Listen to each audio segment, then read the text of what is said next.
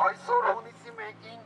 աշխարհը նշում է երեխաների պաշտպանության օրը, բայց Հայաստանում սա տոն չէ։ Սա հիշեցում է, թե որքան անպաշտպան են մեր երեխաները եւ որքան անկարող է մեր պետությունը պաշտպանելու նրանց։ Մեր երեխաները խաղալու փոխարեն վախով են մեծացել։ Նրանց մանկությունը խեղվել է։ Նրանք չեն ապրում երազանքներով, այլ ապրում են վախով։ Սա տոն չէ, սա մեզ համար ամոթ է։ Բայց մենք չենք կորցրել հույսը, մենք հավատում ենք, որ մի օր կկառուցենք այն երկիրը, որտեղ երեխաների մանկությունը կանցնի խաղաղ ու ազատ, հպարտ, հզոր բանակով ու պետականությամբ։ Իշխանությունը խոսում է իրավունքներից, բայց չի ապահովում անվտանգություն։ Ուր է պետությունը, երբ մանուկը կորցնում է տունը, հորը, դպրոցը եւ հույսը։ Երեխաները պետք է ապրեն խաղաղ, ոչ վախով ու խուճապով։ Պետք է ապրեն լիարժեք ընտանիքում։ Սա է պետության գլխավոր պարտքը նրանց հանդեպ։ Ով չկարողացավ պաշտպանել մեր երեխաներին, պետք է հեռանա։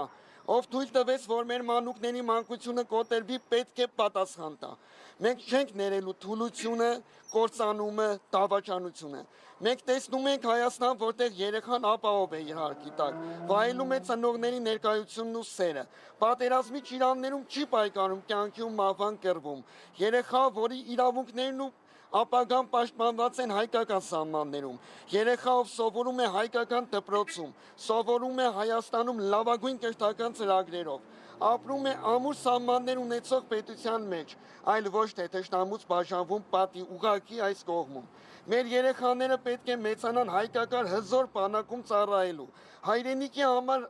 ապրելու եւ հարկ եղած դեպքում անգամ կյանքի գնով հայրենիքի սահմանները պահելու գաղափարներով։ Իսկ նրանք, ովքեր մեր երեխաների իրավունքներն ու ապագան հանձնում են թուրքական յաթաղանին, պետք է հեռանան։ Մենք չենք կարող լռել։ Մենք եկել ենք ասելու, որ քո պահած երեխաները դատախվեցին իրենցից խաղալիքները դատախվեցին սեփական արյունով։